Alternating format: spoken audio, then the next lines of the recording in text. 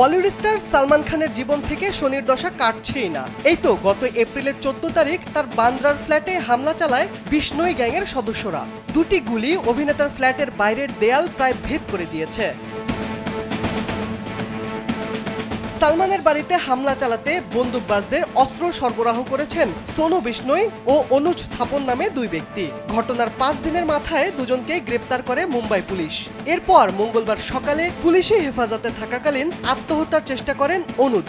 পরে তাকে হাসপাতালে নেওয়া হলে চিকিৎসকরা মৃত বলে ঘোষণা করেন। মুম্বাইয়ের সেন্ট জর্জ হাসপাতালে মৃত্যু হয়েছে অনুজের।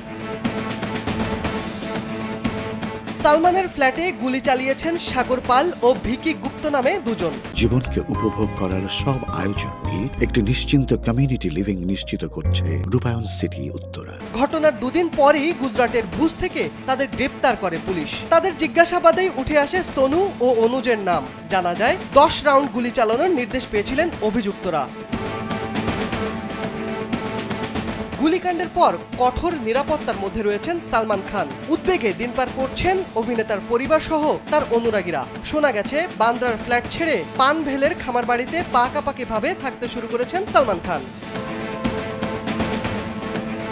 শিবলি আহমেদ, কালবেলা।